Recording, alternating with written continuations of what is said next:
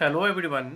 Everyone इस series में संविधान के अंतर्गत संसद यानी पार्लियामेंट से रिलेटेड पीवाईक्यू को देखेंगे। हम 90% पीवाईक्यू लास्ट सीरीज में हमने कवर कर दिया था। 10% के आसपास पीवाईक्यू बचे हुए हैं जो हम इस सीरीज में कवर करने की कोशिश करेंगे। एवरीवन, हमारा जो संसद है वह संविधान के भाग 5 में मेंशन किया गया है और यह आर्टिकल जो है 79 टू 122 है। चलिए क्वेश्चन की शुरुआत करेंगे। फर्स्ट क्वेश्चन है। क्वेश्चन बताने से पहले हम आपको यह बता दें कि हमारे जो राज्यसभा में जो टोटल सीट है उन सीटों का जो आवंटन राज्यों में कितनी कितनी की गई है उस पर हम मद्देनजर देखते हैं। हिमाचल प्रदेश से राज्यसभा में 3 सीटें हैं। उत्तराखंड से जो है राज्यसभा में 5 सीटें हैं। जम्मू कश्मीर में राज्यसभा से 4 सीटें हैं। ठीक है। राज्यसभा से जो 6 सीटें निर्धारित की गई है झारखंड के लिए, राज्यसभा से 10 सीटें निर्धारित की गई हैं राजस्थान के लिए, और 11 सीटें निर्धारित की गई हैं गुजरात के लिए, और 11 सीटें निर्धारित की गई हैं मध्य प्रदेश के लिए। ठीक है। राज्यसभा से 9 सीटें निर्धारित की गई हैं केरल के लिए, राज्यसभा से 10 सीटें निर्धारित की गई उड़ीसा के लिए, और 12 सीटें निर्धारित की गई हैं कर्नाटक के लिए, 10 सीटें हैं पंजाब से, 11 सीटें आंध्र प्रदेश, 7 सीटें तेलंगाना, और महाराष्ट्र से 19 सीटें हैं, और तमिलनाडु से 18 सीटें हैं, और पश्चिम बंगाल से 16 सीटें हैं। ठीक है माय डियर, इसको हम एक बार और रिपीट करेंगे ताकि आपको याद हो जाए। जैसा कि हमने आपको बताया कि हिमाचल प्रदेश से कितनी सीटें हैं, 3 सीटें हैं राज्यसभा के लिए। राज्यसभा से 5 सीटें हैं छत्तीसगढ़ में। ठीक है। जम्मू कश्मीर में 4 सीटें हैं। झारखंड में 6 सीटें हैं। माय डियर, बिहार में जो सीट है राज्यसभा से, बिहार में जो सीट है राज्यसभा से माय डियर वह 16 है। ठीक है। तो 16 बिहार से हैं और झारखंड से 6 हैं। तो आप इस प्रकार याद कर सकते हैं कि बिहार का सीमा सटता है झारखंड के साथ। ठीक है। तो बिहार से 16 होगा तो झारखंड से 6 सीटें होगा। आप रिलेट करके याद कर सकते हैं। उसके बाद राजस्थान गुजरात की बात करें तो राजस्थान जो है गुजरात से ऊपर है। ठीक है। राजस्थान गुजरात से ऊपर है तो यानी कि राजस्थान का 10 सीटें हैं और गुजरात की 11 सीटें हैं। ऐसे आप ये याद रख सकते हैं। और उसके बाद मध्य प्रदेश से 11 सीटें हैं, आप ये याद रखेंगे। केरल से 9 सीटें हैं। उड़ीसा से 10, कर्नाटक से 12, पंजाब से 7, आंध्र प्रदेश और तेलंगाना से 7 सीटें हैं। एवरीवन, 2014 से पहले आंध्र प्रदेश की टोटल सीटें राज्यसभा के लिए हुई करती थी 18 सीट था। लेकिन 2014 में जब आंध्र प्रदेश तेलंगाना से जब आंध्र प्रदेश एक नया राज्य बना तो यह 7 सीटें तेलंगाना में चली गई और 11 सीटें आंध्र प्रदेश में रह गई। ठीक है। तो आंध्र प्रदेश से 11 और 7 तेलंगाना, आप ये याद रख सकते हैं। महाराष्ट्र से 19 सीटें हैं, तमिलनाडु से 18 हैं और पश्चिम बंगाल से 16 सीटें हैं। ठीक है। आप यह याद रखेंगे। चलिए अब क्वेश्चन की शुरुआत करते हैं।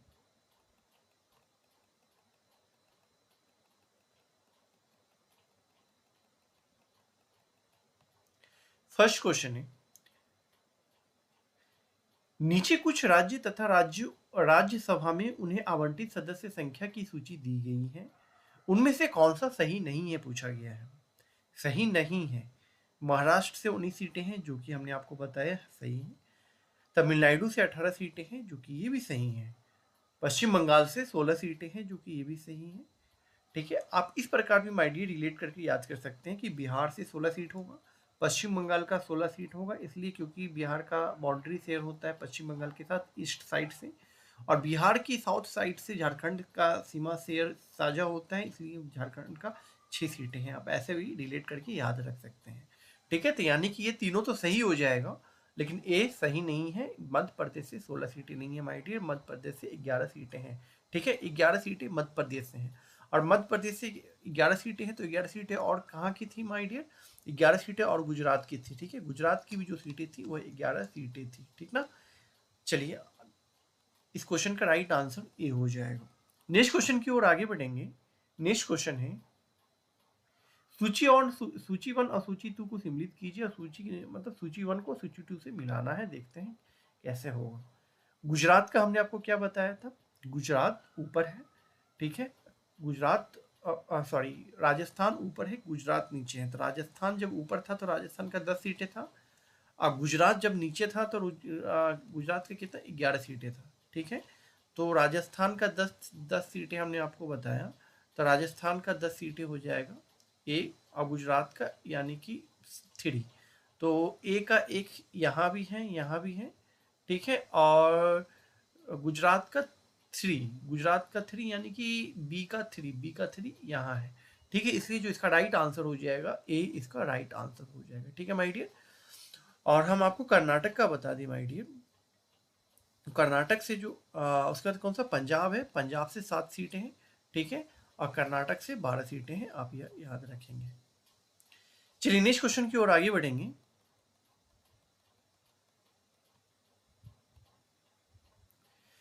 इसमें भी सूची 1 को सूची 2 से मिलान की बात कही गई है। गुजरात, कर्नाटक, केरल, उड़ीसा। ठीक है, गुजरात से कितनी सीटें हो जाएगी? गुजरात राजस्थान के नीचे था। ठीक है, यानी कि 11 सीटें हो जाएगी। कर्नाटक का माय डियर हमने आपको बताया, कर्नाटक का हमने अभी आपको क्या बताया माय डियर, कर्नाटक में 12 सीटें हमने आपको बताया है। तो कर्नाटक से 12 सीटें हो जाएगी, यानी कि कर्नाटक का ये हो जाएगा। ठीक है, अब केरल से कितनी सीटें हैं माय डियर? केरल से 9 सीटें हो जाएगी। और उड़ीसा की कितनी सीटें हैं? चलिए मैं इसको पहले मिलाने की कोशिश करता हूँ, देखते हैं कि उड़ीसा का क्या है। उड़ीसा का 10 सीटें बचा, तो यानी 10 हो जाएगा। ए का 2, बी का 3, ए का 2, बी का 3 और सी का 1, ये इसका राइट आंसर सी हो जाएगा। ठीक है, चलिए नेक्स्ट क्वेश्चन की ओर आप आगे बढ़ेंगे। नेक्स्ट क्वेश्चन है, निम्नलिखित में से कौन सा एक सही नहीं है, मतलब सम्मिलित सही नहीं है पूछा गया है। उड़ीसा की कितनी सीटें थी? तमिलनाडु की कितनी थी? महाराष्ट्र की 19 सीटें थी, ये आपको हमने बताया है। तमिलनाडु की 18 सीटें हैं, ये भी हमने आपको बताया है माय डियर। उड़ीसा से कितनी सीटें थी? आंध्र प्रदेश से कितनी? आंध्र प्रदेश से 18 सीटें नहीं होगी माय डियर, आंध्र प्रदेश से 11 सीटें होगी। ठीक है, और उड़ीसा की 10 सीटें ये सही है। आंध्र प्रदेश जब 2014 में जब विभाजित हुआ आंध्र प्रदेश का, तेलंगाना इससे नया राज्य का गठन हुआ, तो उससे पहले जो सीट था 18 था आंध्र प्रदेश का, लेकिन तेलंगाना विभाजन के पश्चात यह 7 सीटें तेलंगाना में चली गई, इसलिए 7 सीटें तेलंगाना को हो जाएगा। लेकिन ये मध्य प्रदेश MPPCS का क्वेश्चन पूछा हुआ 2018 का ये क्वेश्चन है, इसलिए यह जो राइट आंसर हो जाएगा ए, इसका राइट आंसर हो जाएगा। चलिए नेक्स्ट क्वेश्चन की ओर आगे बढ़ेंगे। नेक्स्ट क्वेश्चन है,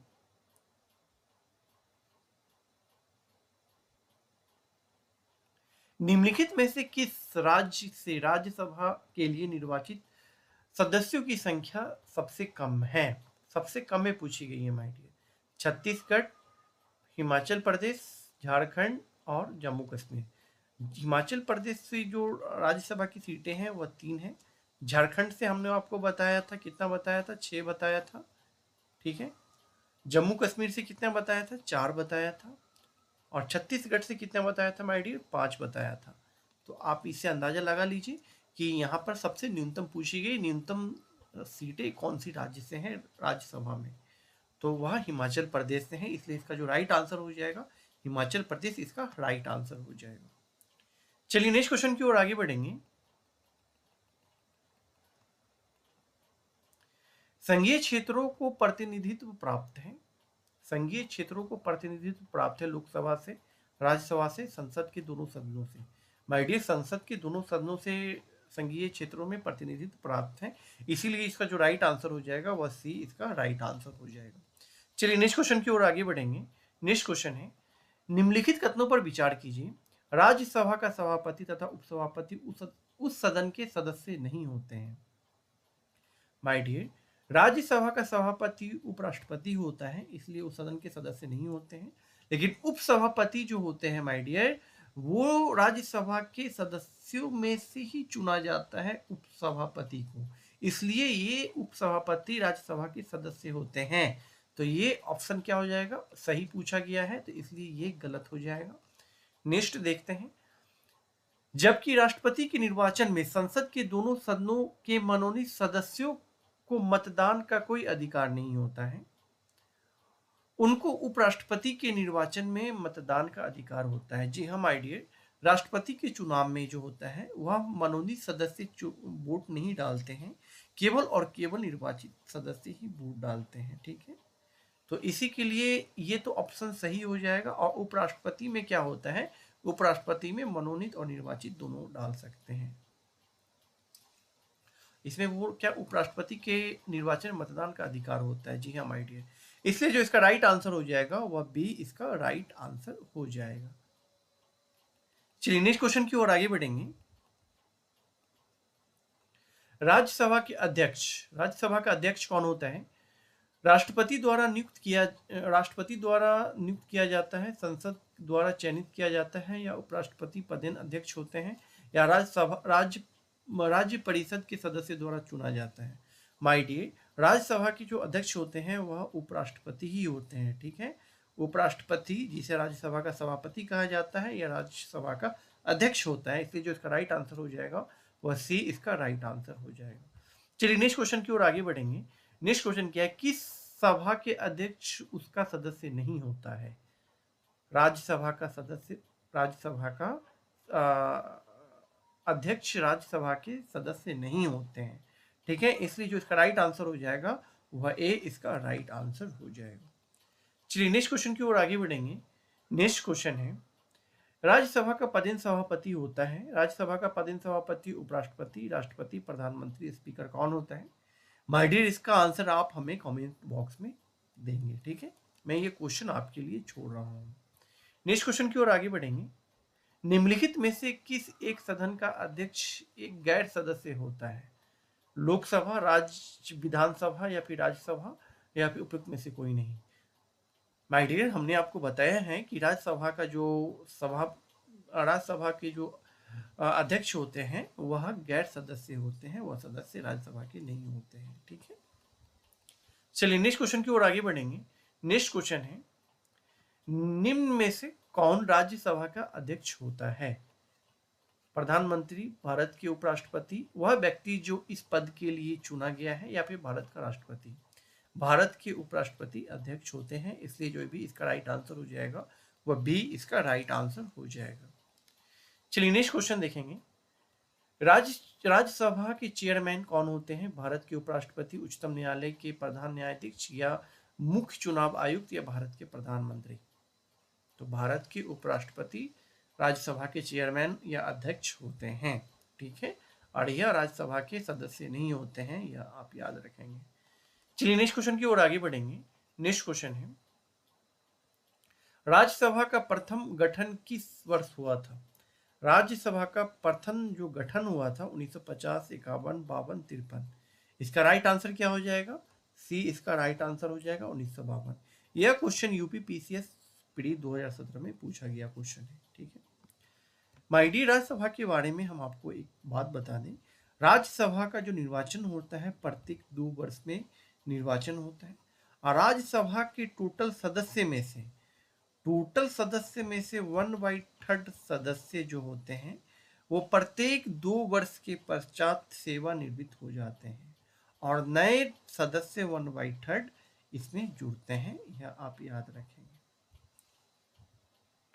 और प्रथम जो 1952 में जब गठन हुआ था, तो इसके जो 2 वर्ष के पश्चात जो हुआ था, तो उसमें लॉटरी प्रणाली के माध्यम से 1/3 जो सदस्य थे उसको सेवानिवृत्त किए गए थे, और 1/3 सदस्य को जोड़े गए थे। यह भी चीज आप याद रखेंगे। ठीक है, चलिए नेक्स्ट आगे बढ़ेंगे। निम्न में से कौन राज्यसभा का सदस्य होते हुए भी लोकसभा की कार्यवाही में भाग ले सकता है? लोकसभा की कार्यवाही में भाग ले सकता है राज्यसभा के सदस्य होते हुए भी। राज्यसभा का मनोनीत सदस्य जो क्षेत्र विशेषज्ञ हो, या फिर राज्यसभा के उपसभापति, या मंत्री जो राज्यसभा का सदस्य हो, या राज्यसभा में सदन के नेता, या फिर इनमें से कोई नहीं।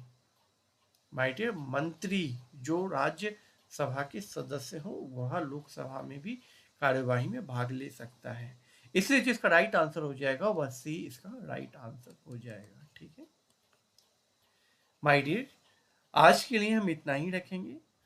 यह सीरीज राज्यसभा से रिलेटेड जितने भी पीवाईक्यू थे या लोकसभा से रिलेटेड जितने भी पीवाईक्यू थे, हमने आपको इस सीरीज या इससे पिछले वाली सीरीज में कवर करके सारे खत्म कर दिए हैं। अब हम आपके साथ नेक्स्ट सीरीज में नेक्स्ट टॉपिक के पीवाईक्यू के साथ मिलेंगे। तब तक के लिए धन्यवाद।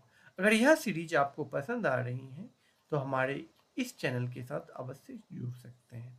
ठीक है।